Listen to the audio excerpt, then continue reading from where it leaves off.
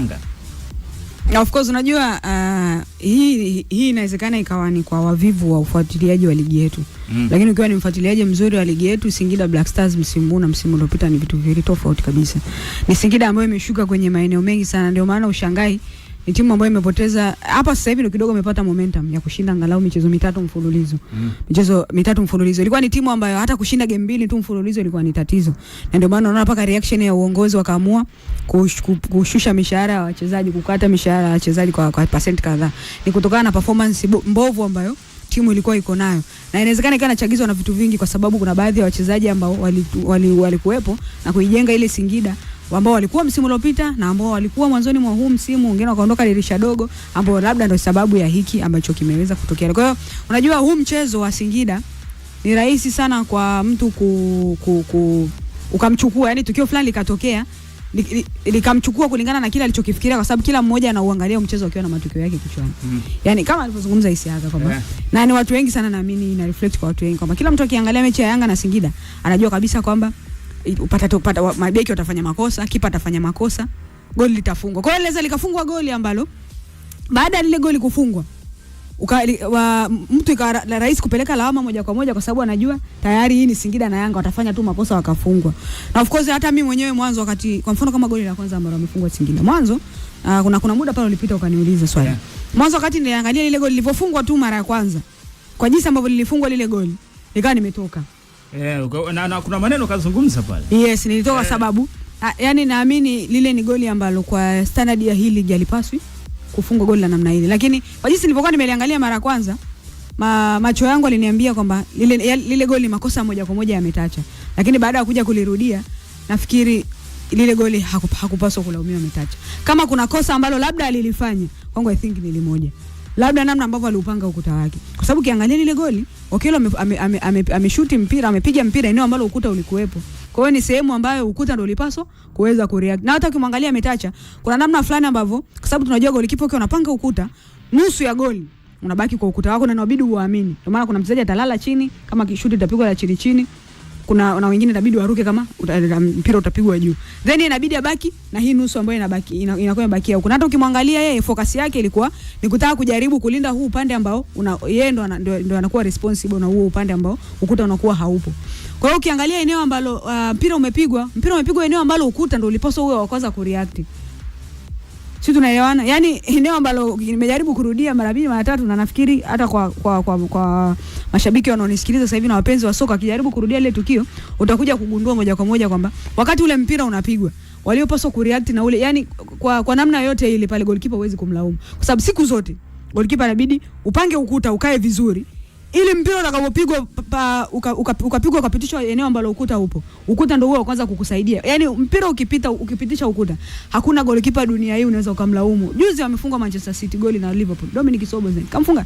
Yaani goli la namna ile goalkeeper utasimama unaliangalia, kwa sababu goalkeeper yani anakuwa sio hawe ana sifa ya kustretch, labda kama rubber band kwamba ata stretch atapeleka mikono eneo ambalo hakuepo yeye. Kwa hiyo ni kama ndio maana nasema kama kuna kosa ambalo alilifanya yeye, labda ni namna ambavyo aliupanga ule ukuta wake, kwamba haukuwa supportive kuweza kusaidia kuzuia ule mpira ambao aliupiga Alan Okello. Kwa hiyo hizo zote zinakuja, hizo narratives zote zinakuja kwa sababu gani? Ni kutokana na mechi ni Singida dhidi ya Yanga. Kumekuwa kuna masuala mbalimbali ambayo yamekuwa kitokea unapokuwa unachezwa mchezo kati ya Singida na Yanga, na ndio maana goli lote likatokea. Inaweza ikatokea hata penalty.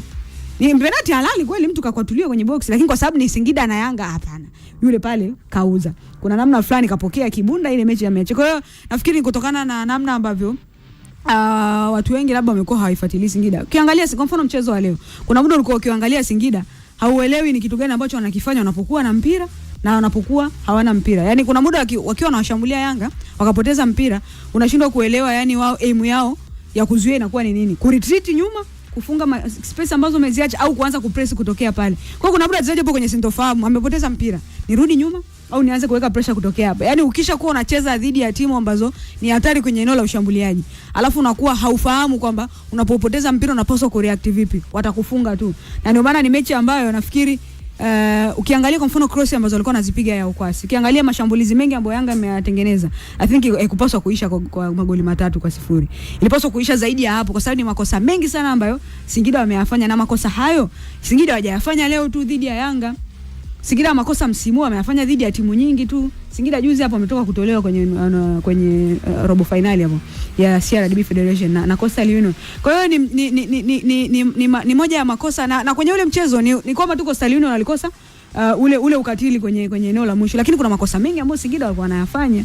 Kwa hiyo I think ni kutokana tu na zile narratives ambazo zimetengenezwa. Ingawa pia kwa goli ambalo Singida bado wamefungwa, ni aina fulani ya magoli ambayo kwenye ligi yetu zipo timu zinafungwa magoli ya style hiyo. Yaani bado hatujakuwa na magolikipa au safu za ulinzi ambazo zina standard ya hali ya juu sana kuweza kuzuia aina nyingi ya magoli ya style ile. Bado magoli ya vile yamekuwa yakifungwa. Msimu uliopita Jan Chazahu alikuwa anafunga sana magoli ya style hiyo. Msimu mwingine ule mwaka juzi Stefan Azizikia alikuwa anafunga bado magoli ya style hiyo. Ni kutokana na kwamba huwa anapata shida na namna ambavyo hizi timu zinakuwa zinapanga ukuta wao wanapoenda kukabiliana na mipira. Yusa mara nyingi ukikuta goli, yani mara nyingi sana ukiona kwenye ligi yetu limefunga goli la direct free kick, lazima mpira unapita kwenye ukuta. Ina maana tatizo lipo kwenye ukuta, sio eneo ambalo golikipa anakuwa amebakia. Kwa hiyo ni wachezaji wenyewe wanashindwa kuwajibika wanapokuwa wamepangwa kwenye ukuta. Kwa mfano msimu wa mwaka juzi ilikuwa mechi ya Coastal Union na Simba, mechi ambayo Saido I think alifunga goli kama 4 kama sio 5.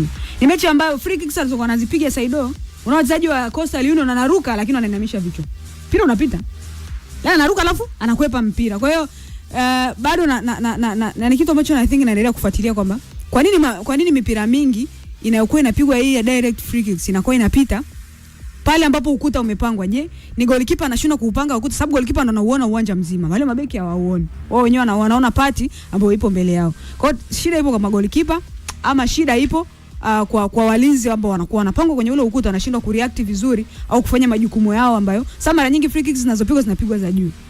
Juzi tu hapo alifanya kosa golikipa wa Simba Mamadou Tanja Kasali mechi ya Pamba Jiji, kosa la style hiyo. Kwa hiyo I think na ndio maana hata Metacho ukimwangalia reaction yake hakuwa ni kama amependezwa na kile kilichotokea, kwa sababu yeye mwenyewe alikuwa anajua kabisa directly kwamba hili kosa lilofanyika sio kosa langu, ni kosa la. Kwa hiyo ni kutokana tu na hizi narratives ambazo wamekuwa kitupa Singida na Yanga kwenye mechi zao, labda ndio hizo ambazo zinachukua sometimes watu wengi, na I think hata mimi mwenyewe zilinichukua wakati goli la kwanza limefungwa, sababu niliona ni goli ambalo halistahili kufungwa kwenye hii ligi ambayo tunaamini sasa hivi ni ligi namba 5 kwa ubora. Sawa na kwenye kile ambacho Wakanda wewe ulipokuwa unaitazama hii game ukatoa kauli moja hivi, kama Singida anacheza hivi kufungwa hizo goli 3 ni chache, kwamba uliona Singida ni mpeche, yani alikuwa mwepesi jioni ya leo. Yawezekana kwa namna moja au nyingine mechi ambayo Singida imempa Yanga haikuwa mechi ambayo unasema labda kuna kitu ambacho kilikuwa positive kwa upande wao, kiasi kwamba labda wasifie kwamba either Yanga ndio amefanya vitu vingi vya ubora ama vipi. Ilikuwa ni mechi fulani ambayo nikitazama naona madhaifu mengi sana ya kiufundi kwa Singida. Hii inatokana na vitu viwili. Cha kwanza ni kuzidiwa kwenye engo ya mbinu, lakini cha pili ni kuzidiwa kwenye engo ya ubora. Nilizungumza hivi kwa zile assumption ya takriban dakika 10 kwa 15, kwa sababu kitu ambacho nilinotice ni namna ambavyo Singida walikuwa wanapoteza mipira hasa kwenye phase ya mwisho.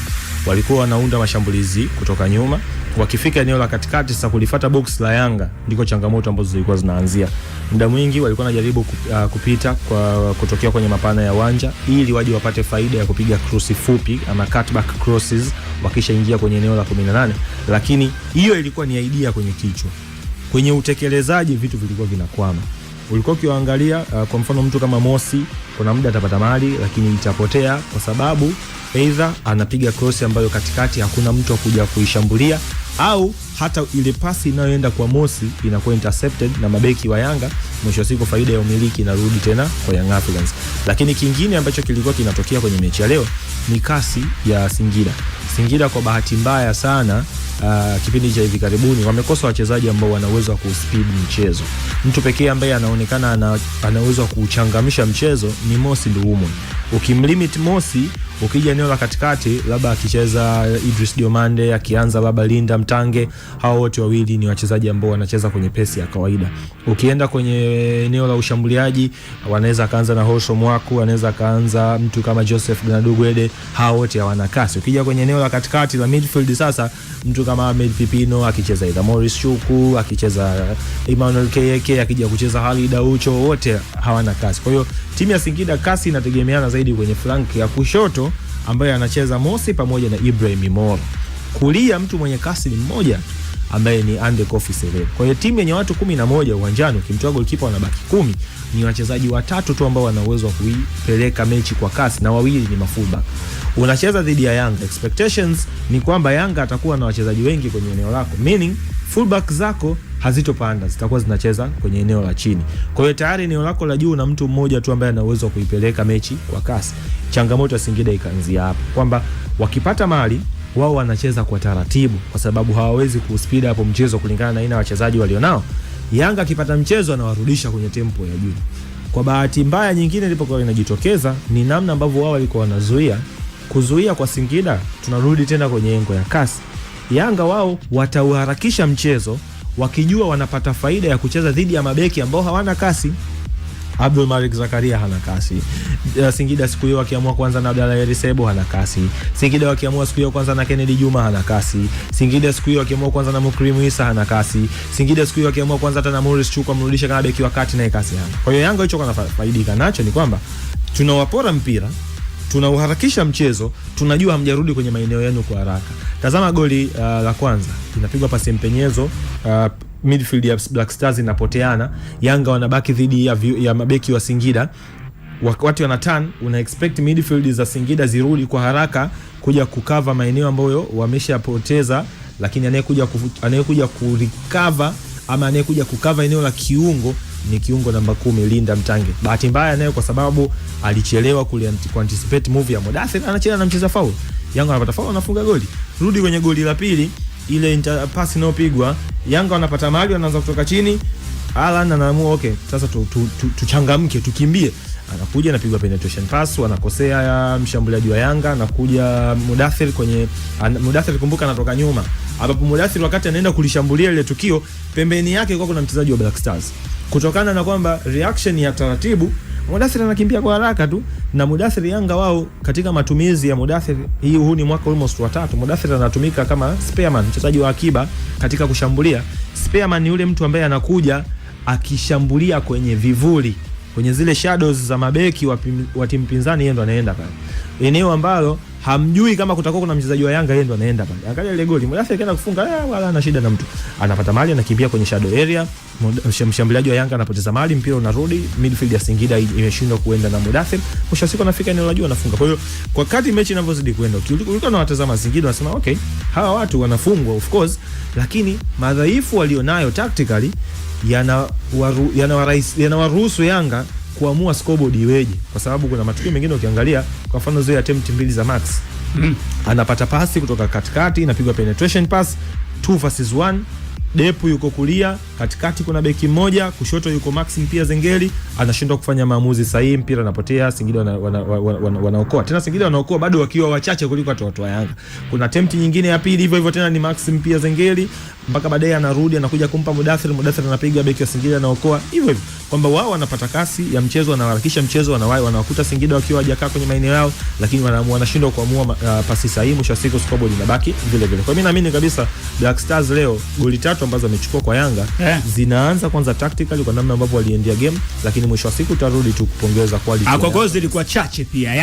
Yanga nao kwenye eneo la mwisho palikuwa pana shida. Yaani kama wangekuwa na hatari kwenye eneo la mwisho, mvua ingenyesha. Sasa hivi tulikuwa tunazungumza mengine. Kwa ile mvua ile ya goli 6 za Nsajigwa chupu kaka. Metacha Mnata kwa uchache ilikuwa sahihi kufanya kile ambacho akifanya kugomea sabu. Kwanza kilichotokea kwa Metacha Mnata imeonyesha ni ishara ya kufeli kwa mwalimu Monibu Kanu wa Singida Black Stars, kwa sababu unamtoa Metacha katika tukio ambalo ni tukio la kawaida sana kwa hiyo hakutakiwa kulaumiwa. Hakutakiwa kulaumiwa Metacha wala hakutakiwa kutolewa katika mchezo kwa sababu ilikuwa ni tukio la kawaida sana ambalo magolikipa wengi sana huwa wanapanga kuta na wanafungwa magoli ya aina ile. Kwa hiyo Modibo Kanu alichotuonyesha ni kwamba alifeli kwanza katika kufanya selection ya ni golikipa gani ambaye anatakiwa kuingia kwenye mchezo. Kwamba ameingia kwenye mchezo na golikipa ambaye yeye mwenyewe alikuwa hamuamini. Ndio maana ana consider goli moja anakwenda kufanyia sabu na kumtoa katika mchezo. Kwa hiyo kwa kilichotokea Metacha Boniface Mnata ameonewa na alikuwa anastahili kwa kile ambacho amekifanya uwanjani. Binafsi sina wasiwasi. Uwezo wake wewe unaona uwezo wake ndio ulikuwa pale, hakutakiwa kabisa kupewa zile lawama. Hakutakiwa kupewa lawama yoyote Metacha Mnata kwa sababu Metacha wote tunamfahamu. Tokea akiwa Dar es Salaam Young Africans, lakini pia amecheza mechi kadhaa akiwa na timu ya taifa ya Tanzania. Ni aina magoli ambayo sio goli la kwanza kufungwa kwake. Kwa na kitendo cha kufanywa sabu ile ya chap pale, umetuma ujumbe gani ya Misa kutokea benchi la ufundi la Singida BS mara baada ya Metacha tu kuruhusu goli kufanywa sabu? Kuna ujumbe gani ambao tumeupata kutokea benchi la ufundi? Inawezekana, unajua kwa bahati mbaya sana mimi huwa sipendi sana kujaji personalities za watu au namna gani ambavyo watu wana react kwenye matukio, kwa sababu nafahamu binadamu tumeumbwa tupo tofauti kabisa. Na binafsi nilishawahi kuzungumza hichi kitu hata siku ambayo Yanga walifanya makosa dhidi ya Dodoma Jiji. Mimi sio muumini wa kumtoa mchezaji baada ya kufanya kosa. Tena kosa la kwanza. Inawezekana ikawa najua eneo la goalkeeping au eneo la ambalo goalkeeper yupo ni eneo la mwisho. Yaani ukifungwa goli pale ndio shughuli inakuwa yaani mpira ukikupita wewe goalkeeper au beki ndio shughuli inakuwa imeisha. Lakini ndio lilikuwa ni tukio la kwanza ambalo limetokea. Kwa nini nasema hivyo? Ni kwa sababu mara nyingi sana zikitokea scenario za namna ile zinaharibu saikolojia ya timu nzima. Sababu tunaamini yani mchezo wa mpira wa miguu unaanza kwanza kuchezwa akilini kwanza. Miguu ndio inakuwa inafanya kazi. Kwa sababu angalia unafanya sabu ya goalkeeper hataki kutoka. Inabidi sasa wachezaji wenzake wamfuate goalkeeper wakambembeleze ili goalkeeper yaweze kutoka kati na naamini kwenye ile kundi la wachezaji wote wa Singida kuna ambao walikuwa wakiangalia wanaona okay goalkeeper alipaswa labda kuendelea kubaki. Au kuna wengine ambao labda waliona kwamba walikuwa labda against maamuzi ya mwalimu au walikuwa wako sambamba na maamuzi ya mwalimu. Kwa hiyo tayari ile inakuwa inagawa wachezaji. Nakumbuka mchezaji mwenyewe anatoka kiwanjani akiwa hajaridhia. Yaani ni tofauti na labda Metacha angekuwa amefanya tukio la namna ile la kwanza na ni amekaa sehemu ambapo yani mpira umepigwa eneo ambalo yupo yeye. Mpira hujapigwa kwenye ukuta, umepigwa eneo ambalo yuko, kafunga goli la kwanza. Kafanya tena mistake, kafunga goli la pili, kafunga goli la tatu. Hapo unaweza kumuelewa mwalimu. Lakini wewe kama mwalimu unasimama na Metacha. Of course, yani mimi huwa sio muumini kabisa wa kumfanyia mchezaji sabu kwa sababu kafanya kosa moja. Yani kwa sababu naamini huyo mchezaji ndio unaenda kumharibu. Yaani unaweza ukawa unamtoa kwa ajili labda ya kusolve tatizo. Yaani sana sana mchezaji afanye kosa, afu mechi inafuata akae benchi, sio benchi, akae jukwani. Hata sababu asiwepo. Baada ya mechi 10 ndio aje arudi benchi. Huyo mchezaji itadepend la saikolojia yake iko kiasi strong kiasi gani. Yaani kama yuko weak unampoteza kabisa huyo mchezaji. Kwa saikolojia ya Metacha, ndoa ya Metacha na Singida